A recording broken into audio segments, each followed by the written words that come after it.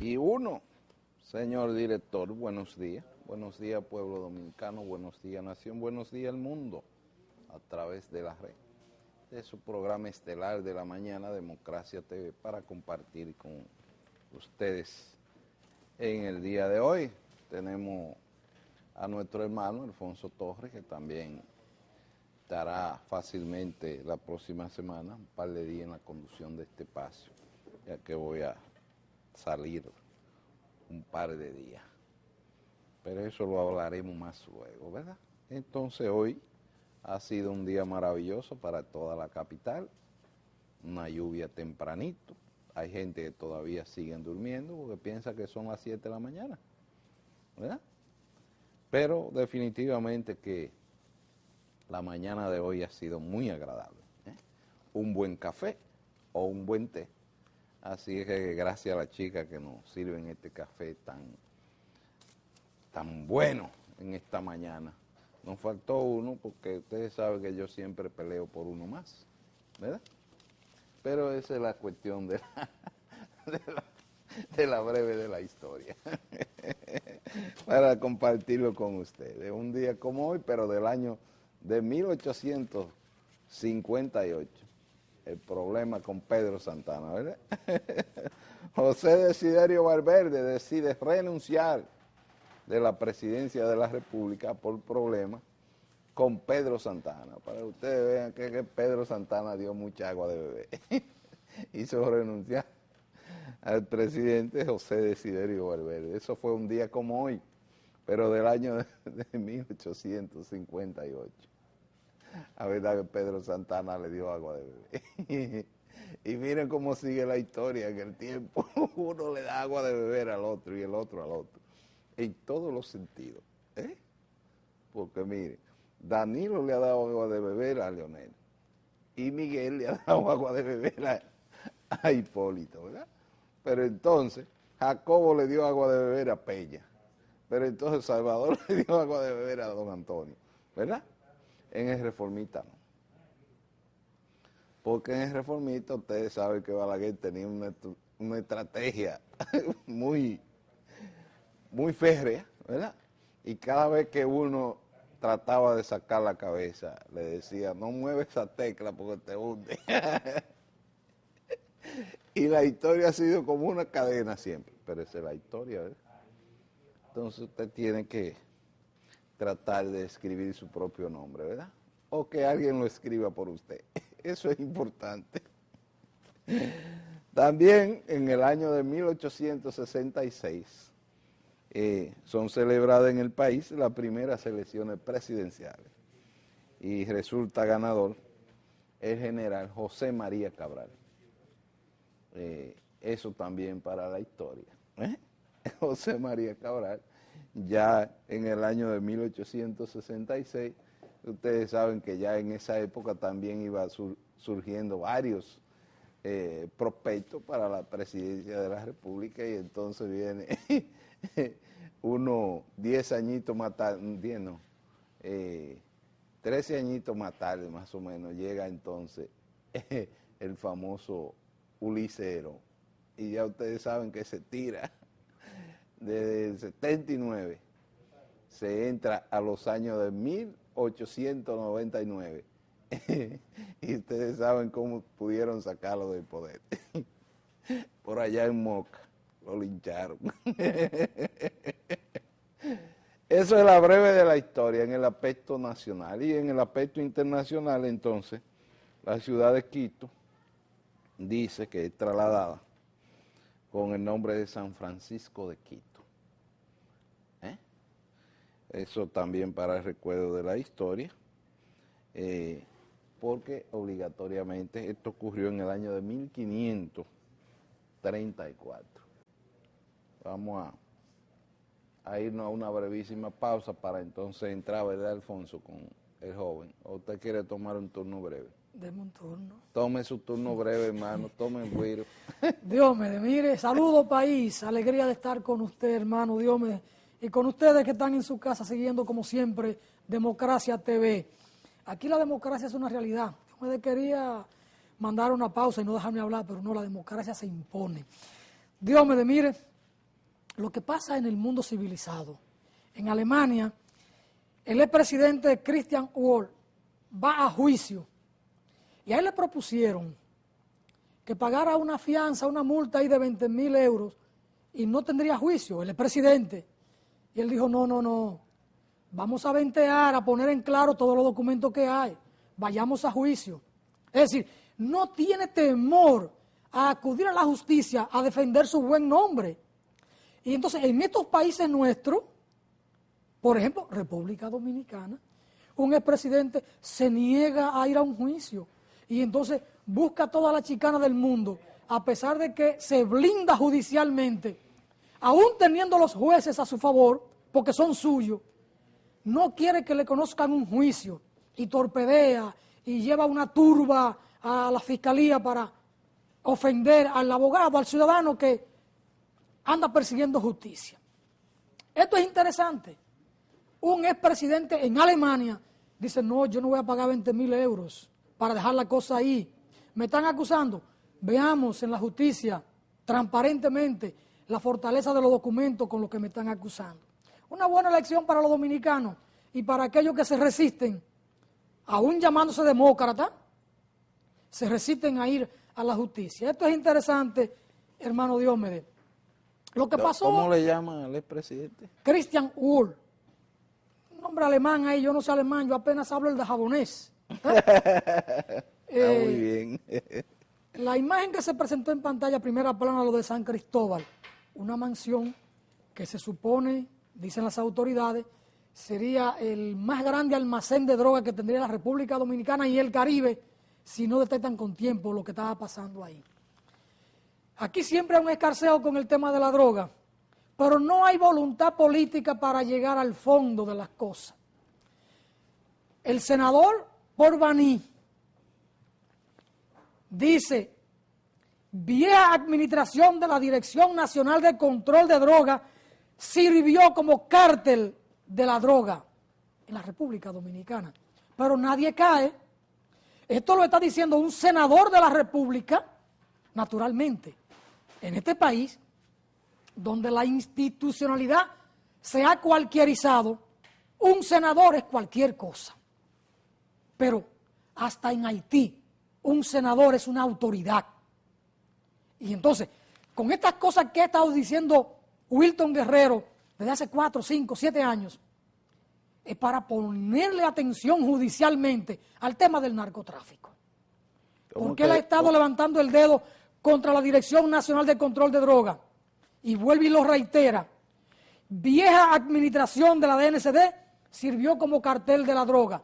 Si aquí tuviésemos un ministerio público responsable e independiente y existiera voluntad política, esa vieja administración de la DNCD estuviera en la justicia. O Wilton Guerrero estuviera demandado judicialmente. Y el Ministerio Público no tiene que esperar con esta declaración que nadie vaya a presentar una querella. Esto es una información pública y el Ministerio Público está en el deber de actuar de oficio ante una información como esta. Que alguien pudiera decir injuriosa, si lo es, llamen al senador. Es un hombre público y tendría que responder. Pero son las cosas que se dan en este país. El cólera en San Cristóbal, como la verdolaga, las cloacas, el agua. A esto hay que ponerle control, por Dios. Y no de que haga un ministro de Salud Pública responsable y que quieren hacer lo que nunca se ha hecho en materia de salud. Pues háganlo, tienen la oportunidad. No es solamente que la cosa salga en los medios de prensa y que el país se entere. Es que tengamos autoridades responsables. Estas cosas no pueden estar ocurriendo. Diomedes, el país conoce 7 jueces, incluidos de cortes, la gran mayoría, que renuncian. ¿Por qué? Bajo salario. Decía el magistrado Vega Bonelli Vega, de Sangre Azul de Santiago, tiene 3 niñas, su esposa.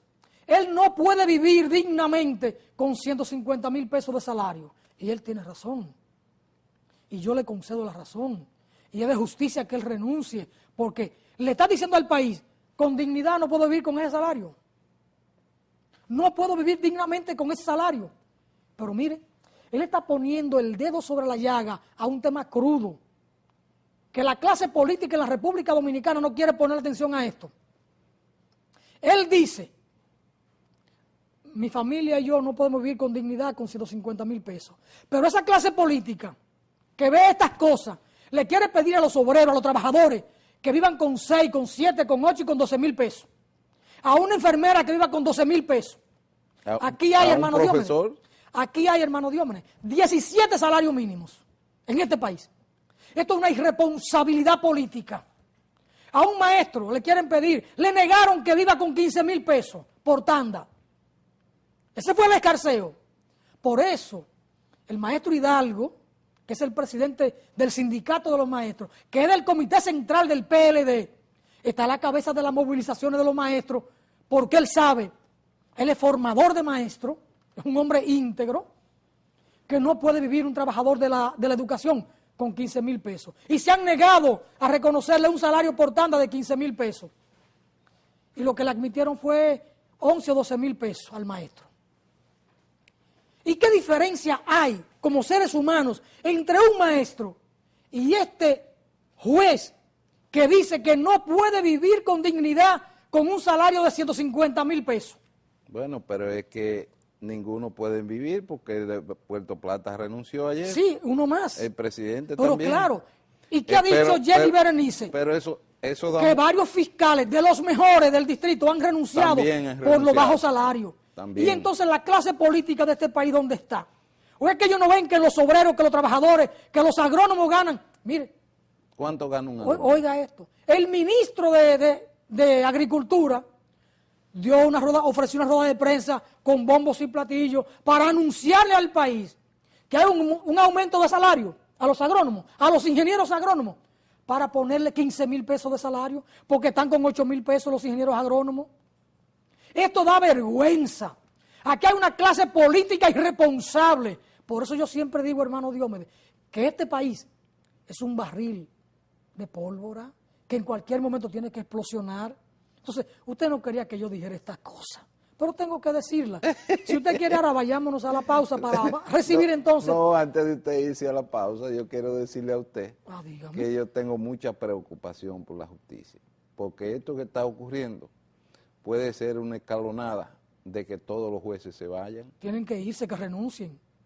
Los maestros, que son 65,000, deben renunciar en masa a todo para que el país se tranque, para que tengamos entonces que sentarnos a discutir con seriedad la situación del país. Porque, por ejemplo... Pero mire, yo le quiero tomar la palabra a usted. Ajá. A Miguel Vargas e Hipólito Mejía, que se queden en Nicaragua, donde están. Que se queden por allá. Que se queden por allá. Allá ellos también, porque allá se pueden hacen abrazar un gran servicio al país. hacen un gran servicio a la patria. Sí, hombre. Ustedes saben lo que es un galón de gasolina, 265 pesos. pesos. Ese es un tema, hermano Diomedes Pérez. Déjeme decir algo, Diomedes, en relación a eso. A los que tienen vehículos en este país, cuando usted vaya a una estación de gasolina, pida que se la echen por galones. Yo siempre pido por galones. ¿Y sabe cuál es el pretexto? No tenemos menudo. Esta mañana voy a echar 3 galones. Señor, mire, no tenemos menudo. Échela que yo tengo menudo. Y cogen la maquinita. 793 pesos con 20 centavos. Digo, échelo que yo tengo menudo. ¿Por qué? Porque es un robo que tienen la mayor parte de las estaciones de expendio de combustible. Porque cuando usted dice, écheme 1,000 pesos, real y efectivamente le están echando 800. Porque tienen computarizado aquello para el engaño. Y de esto se ha hablado mucho. Y el ciudadano, la ciudadana sigue yendo a echar el combustible en un monto global. 800 pesos, 500 pesos, 1,000 pesos. No. Ande con menudo. Y diga, écheme 3 galones, écheme 2 galones. Porque la computadora no puede engañar cuando usted ordena por galones. Cuando me le echaron, yo le pasé 794 pesos. Y le dejé entonces a ellos los 80 centavos que me sobraban. Porque nunca tienen menudo, son unos estafadores. No, que ya no existen los cheles. Porque en este país hay una irresponsabilidad y hay una falta de respeto al ciudadano, al consumidor. Diómedes, usted que viaja mucho, en cualquier parte del mundo, a usted le sobran 10 centavos y se lo devuelven. De una vez. De una vez. Y tampoco le dan las mercancías, le falta un peño. Yo he estado en Venezuela, en Panamá, en Colombia, en toda Europa, en Cuba, y donde quiera me devuelven los centavos. Sí, en este país no. Aquí ni los pesos lo quieren devolver. Usted va a un restaurante y vienen con la de vuelta, ¿no? Mire, faltan 50 pesos porque no hay menudo. ¡50 pesos! Y encima de eso usted le da 100. Este es un país del engaño. A por verdad, Dios. señores, que qué bueno que contar con Alfonso, porque el programa se hace como rápido. Pero vámonos a la pausa. Vamos a la pausa y vamos a retornar entonces con el doctor Guillermo Ferriol, presidente de la Sociedad Cubana del Derecho al Trabajo en Cuba. Vamos a la pausa.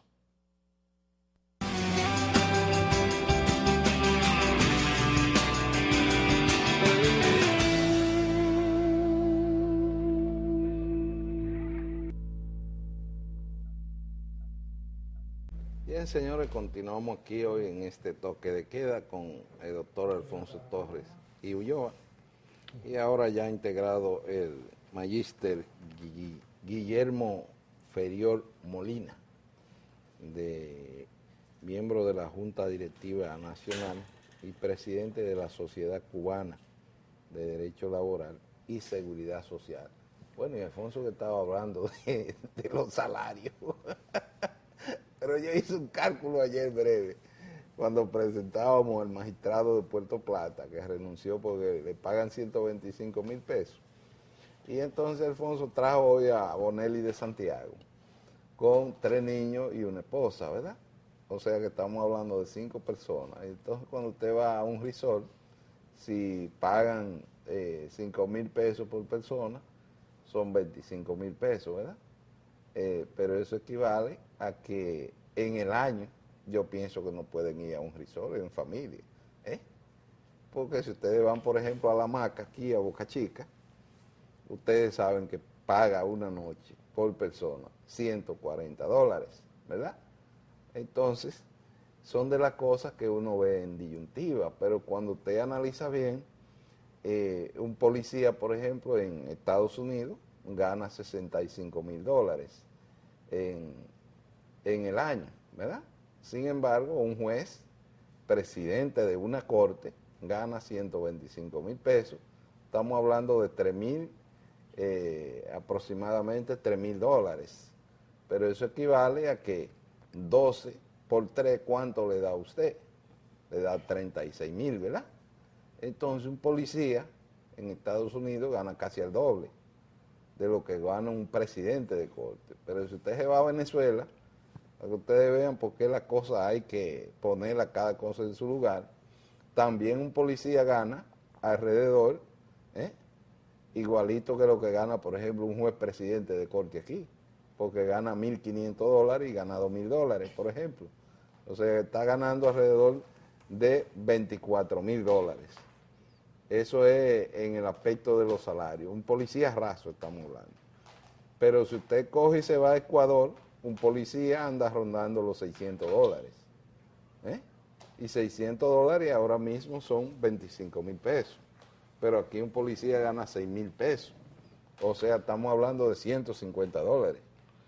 Entonces, el aspecto de los salarios aquí en la República Dominicana anda muy mal, porque entonces el gobernador del Banco Central gana 3 millones de pesos mensuales. Eso quiere decir que gana alrededor de $75,000 por mes.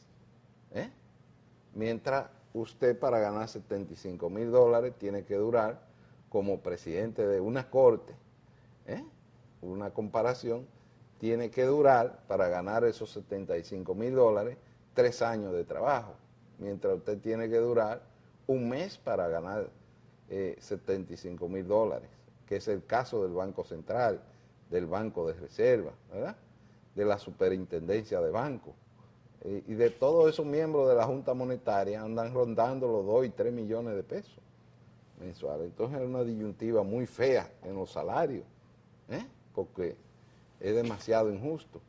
Un juez de la Suprema Corte aquí debe ganar mínimo, póngale $15,000, pero un juez de corte de aquí lo que está ganando es unos $7,000. Es un salario de miseria, porque cuando usted sale y anda con un chofer y anda con un seguridad y usted echa combustible, muchas veces no le dan ni el combustible. Pero hay que trabajar con la seguridad, la comida, la alimentación del chofer y de la seguridad. Señores, aquí hay jueces de la Suprema que andan en un carrito cayéndose, sin chofer y sin nada, sin ningún tipo de seguridad. Y entonces, esas son de las cosas que ponen a uno en disyuntiva. Entonces, a mí me gustaría ver el escenario ahora con Alfonso y lo que es el aspecto laboral en Cuba, cómo funciona eso. Bueno, Duarte siempre dijo, aprovechemos el tiempo. Así que aprovechemos el tiempo con Guillermo Ferriol para conversar de algunas cosas interesantes, pero lo primero es saludarlo, dar la bienvenida al país y que pudiera decirle a nuestra teleaudiencia a qué se debe la visita, la presencia de Guillermo Ferriol, que hace parte, tengo entendido, de una comisión de abogados laboralistas de la República de Cuba que están acá. La visita. Sí, bueno, buenos días, Diome, Alfonso y en la audiencia, ¿no? Estamos en la República Dominicana para celebrar el segundo encuentro dominico-cubano sobre derechos de trabajo y la seguridad social. Como continuidad a los vínculos que tenemos establecidos ya desde hace bastantes años con las vidas jurídicas de la República Dominicana. Este encuentro lo realizaremos los próximos días, jueves y viernes, en la Academia de Ciencias, y abordaremos desde la óptica del derecho en Cuba, desde la óptica del derecho en la República Dominicana, cómo va el mundo del trabajo en cada uno de nuestros países. Pero sobre todo, y es lo que también es importante, es un momento para seguir estrechando nuestras relaciones que son históricas. De hermandad, son muy fuertes y que aun cuando tengamos proyectos sociales con una u otra característica, siempre vamos a estar unidos. De eso se trata. A propósito que usted dice ver, analizar cómo va el mundo del trabajo en cada uno de nuestro pueblo, cómo va el mundo del trabajo en Cuba, porque veíamos las informaciones en tiempo pasado y hubo mucho escarceo en la opinión pública, mucha conjetura sobre esto.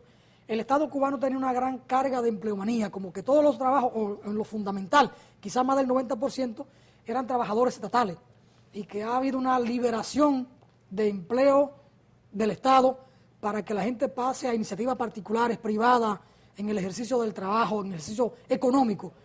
¿Cómo van los cambios en esa dirección y cómo va el mundo del trabajo en esa perspectiva en Cuba? ¿Cómo marcha ese proceso? Bueno, el proceso va marchando satisfactoriamente hasta la fecha. Como conocemos, hay una estrecha relación entre el trabajo y la economía. Todo cambio que ocurra en la vida económica de un país va a comportar formas de trabajo diferentes o formas de trabajo o nuevas legislaciones laborales. Así ha ocurrido en Cuba. A partir de un análisis que se hizo con toda la población de cómo mejorar la economía para seguir perfeccionando la vida social del país, se aprobó, repito, con el criterio de toda la población, unos documentos que hemos llamado lineamientos de la política económica y social, a los efectos de ir incentivando la economía de diferentes formas. Cierto lo que planteas de que han comenzado a pasar de las formas de trabajo estatales a las formas de trabajo no estatales, un grupo importante de trabajadores, bajo el concepto de que hay un conjunto de actividades que no necesariamente no debe realizar el Estado, no por descargarse de responsabilidad, al contrario, porque sigue normando la vida general del país, sino para que quede en manos del Estado los medios fundamentales de producción, la defensa, las telecomunicaciones, en general, los medios. ¿Qué salario gana un obrero allá en Cuba? El salario promedio en Cuba es de 469 pesos. Que viene siendo como $600. No, si hacemos una conversión con la tasa de cambio oficial en Cuba es alrededor de $20. $20. Correcto. Lo que pasa que no podemos hacer una conversión como siempre hacemos en cualquier país, porque la pregunta que se impondría sería, bueno, ¿cómo se podría vivir en Cuba con $20? Ajá. Y resulta... ¿Cómo se vive en Cuba con $20? Por eso quiero explicar. ¿Cómo es eso? Por eso quiero explicar, y no me... creo que el razonamiento no es el mismo que siempre hacemos en todos los lugares. Okay. Hay un grupo importante de medios de subsistencia que el Estado los subsidia, aun cuando es importado. Por ejemplo, ¿cuánto se paga de luz? Porque en Cuba no se va la luz. Y vamos a hacer la conversión en dólares a la vez. Sí. Por cada 100 kilowatts, 0.9 pesos cubanos. Eso viene siendo... Que eso es alrededor de 30 centavos de dólar. 30 centavos. Subsidiado. Pero en el mes, ¿cuánto paga una familia, por ejemplo, de 5, que tenga un airecito? Paga alrededor de 50 pesos. Cubanos. Cubano. Que son como $2. $2. Bueno, y entonces, eso ganan todos los obreros en sentido general, Como promedio, dije el promedio del país. como promedio. Sí, hay unos que ganan más, otros que ganan menos. ¿Y la educación cuánto pagan? No paga. Por eso decía que no siempre. Podemos hacer la conversión como arreglamos en cualquier país, ¿no? O sea, la educación no se paga. Un menor o cualquier cubano puede transitar hasta la universidad y no deroga ni por los libros dinero alguno. Eso, como quiera, incrementa ese salario inicial que veíamos en nuestra conversación. Correcto. Y junto a ellos se une Los niños tienen el uniforme, los libros, los libros, los zapatos, la escuela la escuela completa. Y la comida, Alimentación, y todo. la alimentación y todo. Sí, todo. Y están todo el día en la escuela. el día entero. El día entero en la escuela. Y no solo los niños en la escuela, también las guarderías o círculos infantiles. Y a eso se une entonces que la medicina también es gratuita. La medicina es gratis. Para todos, sea o una operación de alta complejidad o sea una simple vacuna. Bueno, aquí es prohibido enfermarse en este país por los costos que tiene la medicina. Y ahora que se inició el año escolar, vimos el grito de los padres de familia con los altos precios de los libros. Entonces, todo también tiene su... Hay un trauma aquí con la sí. escuela, cada vez que se va a la escuela, porque los padres no pueden comprar. Una mochila aquí cuesta alrededor de $50. Yo compré una para Alfonsina, 5,000 pesos. Porque entonces hay que llevar los libros arrastrándolos, porque es una carga demasiado pesada. Un niño aquí de tercer año de primaria va con 12 y 14 libros a la escuela. Si tú le pones una mochilita sencilla atrás, va a tener problemas después en la columna. O sea, hay que comprar una mochila que sea una especie de maleta que se pueda arrastrar. Esa me costó 5,000 pesos, que estamos hablando de $125. Eso en ese renglón. Entonces vamos a seguir el aspecto de la educación, sabemos que es gratuita, que todo lo cubre el gobierno. La medicina también es así. Exactamente. Entonces, desde que uno nace, ¿tiene algún médico específico? La medicina en Cuba, básicamente preventiva, que es el primer nivel de atención, se basa en que en cada barrio hay un médico, llamado médico de la familia, junto con su enfermera, que reside en la comunidad y que atiende alrededor de 500 personas, 150 familias como promedio. En el día. No, permanentemente. O sea, no que las personas van allí, ¿Y sino cuánto que... gana un médico? Ahora le explico. Y esta persona, para ver la funcionalidad, y por eso le decía que era preventivo, hace primero un diagnóstico a toda esa población de 500 personas aproximadamente. Y si sabe que una persona padece hipertensión, va, lo revisa, la diagnostica, le dice que haga ejercicio. Si es preventivo, o sea, y permite que haya mayor calidad entonces de vida, que también es gratuito. Los médicos tienen hoy de los salarios más altos en el país. Tienen como promedio alrededor de 800 pesos, en relación con los 400 que veíamos. Sí, son como $40. Más o menos, más o menos. La vivienda, Ferriol. Hoy en Cuba el 85% de la población... ¿Pagan alquiler la gente? Hoy en Cuba el 85% de la población, más o menos, es propietaria de su vivienda. Por fórmulas jurídicas que propiciaron hace más de 30 años ya que cada persona fuera dueña de su vivienda. Se emitieron los títulos. Se emitieron los títulos y ya la persona es propietaria de esa vivienda. Por tanto, eso es otra forma de incrementar también el salario que veíamos al inicio. Por ejemplo, una casa en alquiler en Cuba, ¿cuánto paga? No hay muchas casas en alquiler en Cuba, porque, le decía, muchas personas la tienen en propiedad. Hay otras personas que hoy, ante las nuevas modificaciones que se producen en el entorno económico, comienzan a alquilar la vivienda. Pero básicamente no es para el cubano, o tiene el que vive en una vivienda de propiedad de otra persona, paga una mínima cuota que entre ellos dos lo acuerdan. Aquí en el país el 40% del salario se va en renta de la casa, en alquiler de una casa. Aparte de los servicios, teléfono, luz, agua, basura, todo. El tema es complejo y es difícil. Es complejo. Ferriol, vayamos entonces al tema del trabajo. Uno supone, por el tipo de sociedad que es Cuba, que los trabajadores son los dueños de las empresas.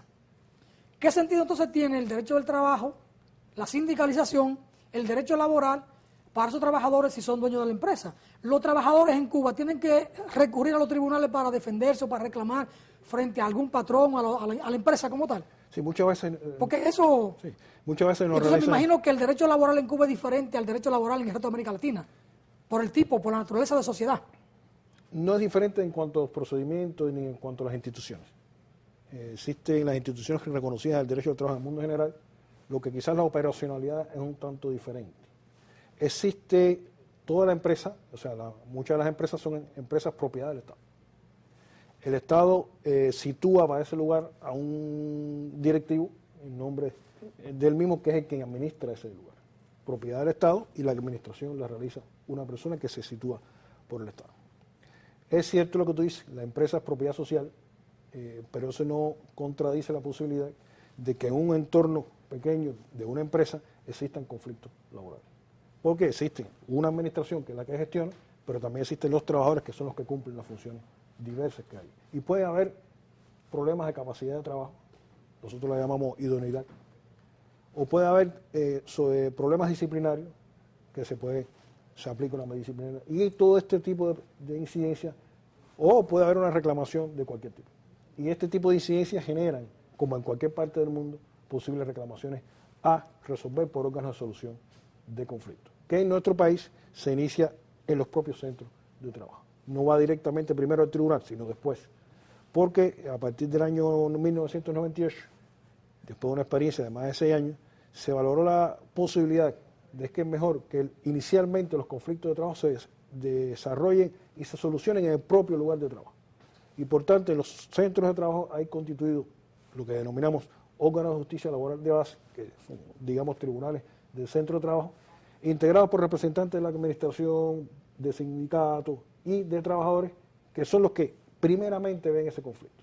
Nada más están allí, conocen bien lo que pasó. Fariol, ¿hay muchos abogados laboralistas en Cuba? Hay una importante cantidad de abogados laboralistas en Cuba.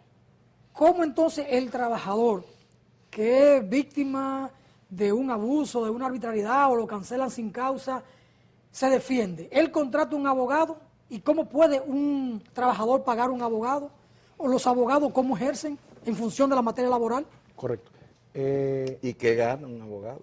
Vamos a ver. Correcto. Todo trabajador tiene derecho a presentar reclamaciones a cualquier instancia de la solución de conflictos. Y puede estar representado en ese momento por un abogado o por un dirigente sindical o por un familiar. La ley le da la posibilidad, le franquea la posibilidad de hacerlo. Es decir, no solo por un abogado, también un dirigente sindical o un familiar. Por tanto, ahí respondo. ¿En una fase de conciliación o en un tribunal? No, en el órgano de justicia laboral, que es el tribunal del centro de trabajo, o ante un tribunal. No tenemos aún desarrollado los procesos de resolución alternativa de conflicto. Queremos desarrollarlo, eso es una realidad. Y los abogados se organizan en Cuba en una organización no gubernamental que se denomina Organización Nacional de Bufetes Colectivos, en los que se aglutinan abogados de las diferentes materias, de todas las materias que hay en el derecho, y que a los que acuden cualquier persona de la población, incluidos los trabajadores, para establecer las reclamaciones de sus derechos, para hacer o recibir asistencia jurídica. ¿Qué gana un juez allá en Cuba? Poco más de 1.000 pesos. En dependencia del nivel. Hay jueces municipales, hay jueces provinciales, hay jueces en el Tribunal Supremo. Fariol, en el caso nuestro, un trabajador que es despedido por alguna razón, busca un abogado. Normalmente ese trabajador no le paga al abogado porque no tiene dinero. Firma un contrato quota liti y el abogado va a cobrar en el proceso. Y aquí la empresa puede ser condenada. Normalmente el derecho del trabajo tiende a favorecer al trabajador, a la parte más débil. En el caso de Cuba, una empresa puede ser condenada a pagar una indemnización al trabajador y que de ahí entonces el abogado pueda cobrar. ¿O la operatividad es diferente al caso nuestro? Es diferente por 2 razones. Una, para permitir el acceso a la justicia. Si usted dispone de una tarifa muy alta para pagar por cualquier trabajador, puede ser que limite que un trabajador que no tenga alto presupuesto no pueda acudir a la solución de él. Y lo que se precisa es eso. Por tanto, se ha estipulado que las tarifas, o lo que paga una persona, un trabajador, cuando acude a un bufete colectivo, es una tarifa módica, entre 40 y 100 pesos cubanos, en dependencia de la complejidad del asunto, para que el abogado lo represente. Lo paga de inicio, cuando concerta el contrato con el abogado que está en el bufete colectivo. Y ese abogado, por tanto, lo representa en todo el proceso que se genere a partir de la reclamación que realice ese trabajador. Allá terminan los casos de una vez. Los casos allá demoran muy poco en relación con otros países, ¿no? O sea, en la justicia laboral, normalmente un caso hasta el nivel municipal, que es quizás los más que existen, no demora más de un mes. Porque, por ejemplo, el órgano de justicia laboral, el tribunal creado en el centro de trabajo, Sí, que está en la misma empresa. en 24 días hábiles debe resolver el asunto y lo resuelve. En 24. 24 días. El tribunal tiene el mismo término, El de mismo 24 días. De 24 días. Por tanto, dije 3 meses un poco para, quizás en algún Sí, momento para se hacer pueda, un tiempo prudencial. récord, que Claro, nunca se llega a eso. Pero según veo. como regla, se cumplen los 24 días en el órgano de justicia laboral del centro o en el tribunal. Si ya es una reclamación ante el Tribunal Supremo Popular, por la complejidad del asunto normalmente, puede demorar hasta 5 o 6 meses, pero no más. Ok, y en el caso, por ejemplo, de la seguridad, ¿cómo está la seguridad en Cuba? La seguridad Social. Sí, la seguridad social, de lo que estamos hablando, de la medicina, Ah, bueno, del trabajador. sí. A ver, en Cuba la seguridad social a partir del año 1963 tuvo un importante cambio, porque se eliminó aquella dispersión que existía y aquellos desfalcos que existían en las cajas de seguro. Y por voluntad del Estado entonces fue que comenzó a gestionar la seguridad social del país. De tal modo que a partir de esa fecha, no solo los trabajadores fueron protegidos, todos los trabajadores por la seguridad social, sino toda la población. Porque como conocen ustedes por propia experiencia, hay personas que no son trabajadoras pero necesitan el auxilio de la sociedad. Y para ello se creó entonces también la asistencia social.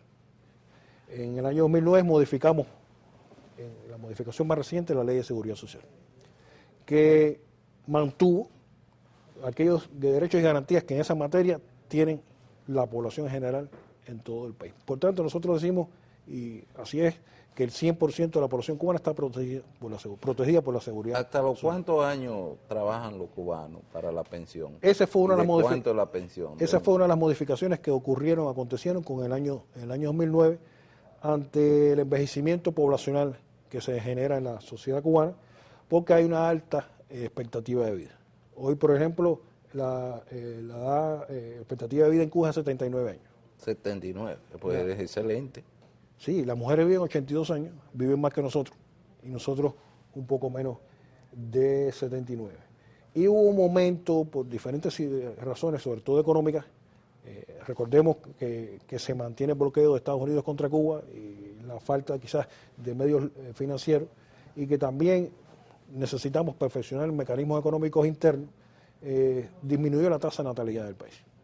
Y hubo momentos en que no nació toda aquella población necesaria para sustituir a la fuerza de trabajo que saldría en su momento de la fuerza laboral.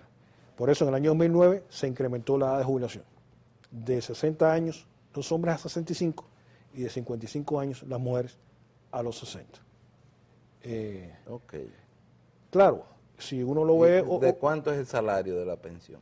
La pensión promedio es de la mínima es de 225 pesos, la mínima. O sea, $10. La mínima. Pero se pensó que con la reforma habría un despido masivo de trabajadores, y en el exterior, fuera de Cuba, se planteó el tema de que el Estado cubano iba a dejar mucha gente sin empleo, sin trabajo, muchos desplazados, y hubo mucho cuestionamiento, mucha elucubración al respecto. Finalmente, ¿qué pasó con dejar a toda esta gente fuera del tren gubernamental? El Estado le dio alternativa, ellos la buscaron. ¿Cuál es la situación en términos laboral, ocupacional?